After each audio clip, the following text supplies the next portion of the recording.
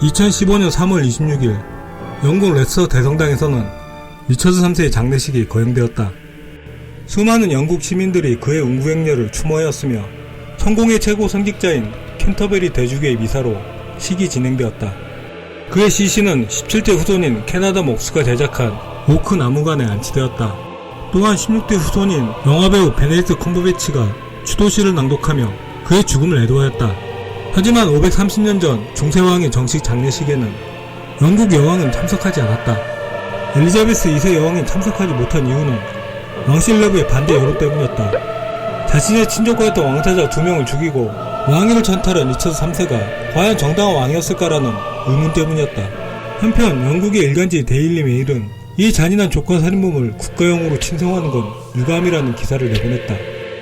런던 타임스 또한 역대 가장 잔인한 패자라는 비슷한 내용의 기사를 유포하였다.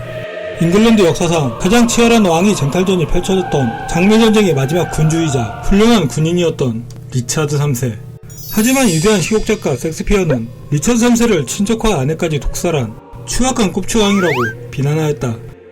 그는 정말 가족들을 죽이고 왕이 되고자 했던 파렴치한 시국 속 인물과 같았을까? 영국 역사의 최고의 문제적 남자 리처드 3세를 알아보도록 해보자.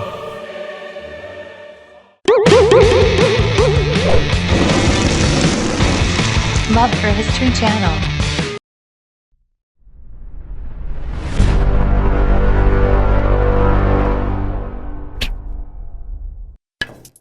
잉글랜드 왕 에드워드 4세는 낚시를 갖다 뇌졸중 증세로 쓰러진 지 3주 만에 사망한다. 폭식과 폭음에 난잡한 바람꾼이었던 에드워드 4세의 급사는 어찌 보면 당연해 보였다. 죽음을 앞둔 에드워드 4세는 다음 후계자인 자신의 어린 아들 에드워드 5세의 섭정을 친동생인 리처드에게 부탁하게 된다. 하지만 에드워드 4세가 죽었을 때 왕비인 엘리자베스는 왕의 죽음을 리처드에게 알리지 않는다. 그 시절 북부 잉글랜드의 통치자였던 리차드의 우드빌 가문에 대한 나쁜 감정을 알고 있었기 때문이다. 엘리자베스 우드빌은 낮은 신분임에도 불구하고 빼어난 미모와 막대한 재산으로 왕비의 자리를 차지했었다. 에드워드 4세가 주색에 빠져있을 동안 그녀와 우드빌과 사람들의 비리와 전행에 런던 시민들의 불만이 폭발하기 직전이었다. 이러한 불만을 알고 있었던 엘리자베스는 리처드와 귀족들이 반란을 일으킬 것을 미리 예견했던 것이다. 엘리자베스는 왕이 죽자 그의 친동생인 앤서니에게 자신의 어린 왕자들을 몰래 빼내오도록 지시한다. 또한 런던에 입성한 리처드를 살해하라는 지시까지 내린다. 런던으로 은밀히 진군하던 앤서니와 첫째 남편의 자식이었던 리처드 그레이는 예상 못한 사람을 맞닥뜨리게 된다. 노초에서 정보를 미리 입수한 리처드와 그의 군대가 그들을 기다리고 있었기 때문이다. 그렇게 우드빌 일가는 체포되고 며칠 후 모두 점수당하였다. 엘리자베스 우드빌은 리처드 살인미수 사건 이후 프랑스로 도주하게 된다. 섭정을 맡게 된 리처드는 왕위 계승자인 친족하 에드워드 5세와 그의 남동생 리처드 공을 보호한다는 명목하에 런던으로 데리고 오게 한다.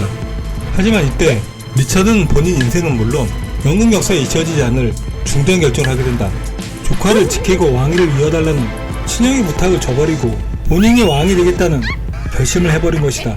그는 먼저 에드워드 4세와 엘리자베스의 결혼이 무효라는 가짜 뉴스와 증인을 만들어낸다. 로버트 스틸링턴 주교를 포섭하여 그에게 가짜 증언을 하도록 종용하였다. 그 내용은 에드워드 4세가 엘리자베스와 결혼하기 전 이미 다른 여성과 혼인서약의 주례를 본인이 봤다는 것이었다. 그러므로 엘리자베스의 자식들은 사생아이며 왕위 계승을 할 수 없다는 것이었다. 그 후 시민과 귀족의 지지 성명이 잇따르고 의회는 리처드의 손을 들어주게 된다. 1483년 6월 26일 리처드는 본인의 손으로 직접 왕관을 올리며 리처드 3세로 즉위하게 된다. 한편 이때까지도 런던탑에 있던 2명의 왕자는 철저한 감시 속에 살아있었다. 하지만 여름이 지난 후부터 그들을 보았다는 사람을 찾아볼 수 없게 된다. 2명의 왕자가 감쪽같이 사라진 것이다. 런던 전역에서는 새로운 국왕의 친족하인 2명의 왕자를 잔혹하게 살해했다는 소문이 돌게 된다. 무엇보다 조카들의 안위에 대한 국왕의 그 어떤 공식적 해명도 없었다는 점이 이러한 소문을 더욱 부채질하였다. 런던탑 왕자들의 실종 사건은 리처드 3세의 국정 운영과 정권에 치명적인 도구로 작용하게 된다. 무엇보다 자신의 최측근이었던 버킹엄 공작의 반란이 터져나오면서 상황은 심각하게 흘러가게 된다. 리처드 3세는 런던탑 왕자들 살해에 책임을 물어야 하며 왕권은 투더가의 헨리경이 물려받아야 한다는 기치를 걸고 반란을 일으킨 것이었다. 비록 반란은 진압되었고 버킹엄 경은 참수당하며 일단락되었지만 리처드 3세의 왕권은 깊은 내상을 입게 된다. 이러한 여파 때문에 리처드 3세는 왕권 강화 목적을 위한 법 제정에 힘을 쏟게 된다. 그러나 귀족과 젠틀 계층의 힘을 약화시키는 이러한 국왕의 정치에 상층의 불만이 쌓여가게 된다. 그러던 중 리처드 3세에게 치명적인 사건이 발생하게 된다. 1484년 4월에 그의 유일한 후계자였던 에드워드가 10살의 나이로 요절한 것이다. 그리고 몇 달 후 왕비였던 앤마저 폐렴 증세로 사망하게 된다. 갑자기 붕 떠버린 왕조의 후계 문제에 에드워드 4세의 친딸이자 리처드 3세의 친조카인 요코의 엘리자베스와의 결혼설까지 터져나오게 된다. 이러한 소문에 추미로는 물론 같은 요코가 귀족들까지 맹비난하게 된다. 리처드 3세가 직접 해명하며 사태 진화에 나서게 되지만 상황은 더욱더 어려워지게 된다. 이때 프랑스의 피신 중이었던 투저가의 헨리는 이러한 혼란의 기회를 틈타 또다시 반란군을 일으키게 된다. 프랑스와 엘리자베스 우드빌 그리고 리처드와 반모가였던 잉글랜드 내 귀족까지 아우르는 연합군을 등에 진 헨리 투저의 기세는 대단하였다. 프랑스에서 진군해오던 반란군은 3주 만에 런던 입성을 눈앞에 두게 되었다. 1485년 8월 22일 레스터 지방 보스워스에서 운명의 전투가 벌어지게 된다. 언덕에 위치한 리처드의 진압군은 위치상으로나 숫자상으로도 헨리의 부대보다 우위였다. 하지만 선제 공격을 맡았던 좌측의 노선벌랜드 공작이 배신한 사이 우측의 노폭 공작이 전사하게 된다. 무엇보다 북부에 정권을 주었던 스탠리 경의 배신이 너무나 치명적이었다. 스탠리는 헨리 투더의 어머니인 마거릿 보포트와 재혼을 한 상태로 그의 우부자들의 손을 보여주었던 것이다. 스탠리 군대의 배신으로 전세는 급격히 기울게 된다. 전장의 열쇠를 뒤집고자 직접 칼을 들고 뛰어들은 리처드 3세는 결국 장렬히 전사하게 된다. 리처드 3세의 머리에서 굴러떨어진 왕관을 스탠리가 주어 헨리 투더에게 씌워줌으로써 장미전쟁은 끝이 나고 투더 왕조가 열리게 된다. 리처드 3세가 현재까지 가장 사악한 왕 중에 한 명으로 평가받는 건 셰익스피어의 역할이 지대했다. 셰익스피어의 첫 번째 희곡이었던 리처드 3세의 리처드는 꼽추에 다리를 저는 장인으로 묘사된다. 친형이었던 조지경을 포도주 통에 익사시키고 어린 두 조카를 잔인하게 살해야 한 극악무도한 모습으로 나온다.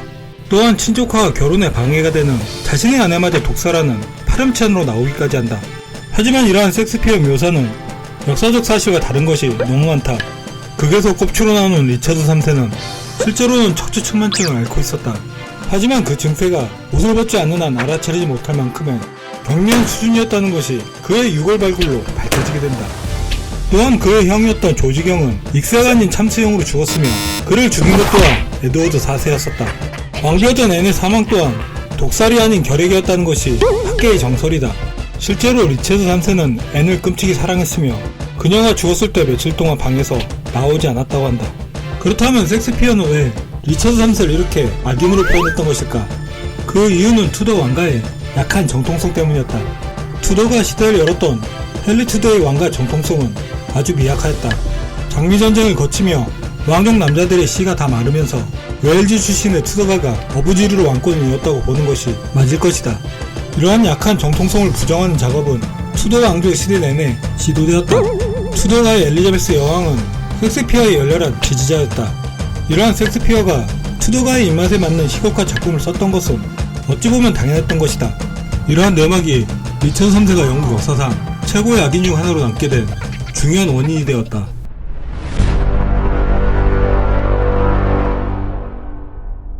(1495년) 런던에서 평민 출신의 한 남성이 반란을 일으키게 된다. 런던탑의 두 왕자 중 동생이었던 리처드 경이 본인이며 왕권은 투더가가 아닌 본인에게 있다는 주장이었다. 헨리 7세는 그렇게 잡힌 반란의 주동자를 처형하지 않고 왕실 근위대의 감시 속에 가택연금시켰다. 당연히 극형에 처해야 할 영모자를 죽이지 않는 미스테리한 처사였던 것이다. 헨리 7세는 왕이 된 후 에드워드 4세의 딸이었던 요코의 엘리자베스와 결혼했었다. 따라서 엘리자베스가 친동생의 얼굴을 모를 리가 없으며 이 주동자가 사실은 진짜 왕자라서 살려줬다는 설들이 난무했었다. 나중에 도주했다가 다시 잡혀 처형된 이 주동자는 런던의 한 교회에 묻히게 된다. 만약 이 남자가 진짜 왕자가 맞다면 리처드 3세의 조카 살인범의 누명을 벗을 수 있는 강력한 증거인 셈이다. 일부 역사학자들은 런던탑 왕자들의 살인범을 투더가를 제창한 헨리 7세로 지목하기도 한다. 헨리 7세와 동맹을 맺고 리처드 3세에게 반기를 들었던 버킹엄 공이 그와 공모하고 왕자들을 살해했다는 것이다. 리처드 3세의 인기와 정통성을 흔들 수 있었던 조카 살해 사건은 실제로도 큰 효과를 거두었던 셈이다. 리처드 3세가 사망한 지 200년이 흐른 1675년 런던탑 계단 공사 중 인부들이 하나의 나무 상자관을 발견하게 된다. 그 관 안에는 어린아이로 추정되는 누구의 시신이 들어있었다. 현재 남아있지 않은 문헌에서는 그 시체의 옷 소재가 벨벳 소재라고 나와있다. 그 시대의 벨벳 소재는 높은 귀족들만 입을 수 있었던 고급 소재였던 것이다. 실종된 런던탑 2명의 왕자라고 여겼던 당시 왕 찰스 2세는 웨스트민스터 사원의 안정을 지시했고 기념물까지 만들었다고 한다.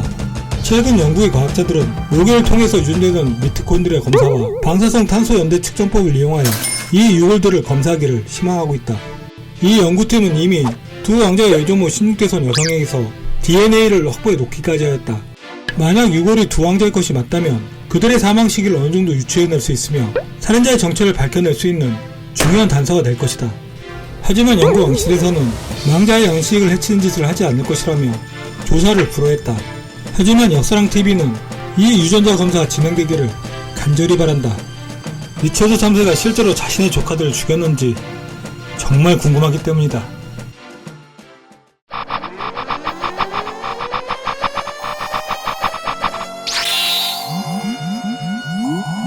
This is the emergency broadcast system. The CDC is advising that you stay in your home. Love History Channel. We shall walk.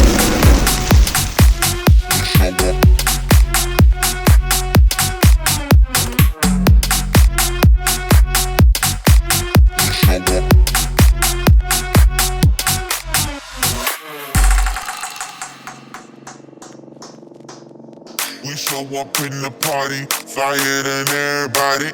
We shall walk in the party.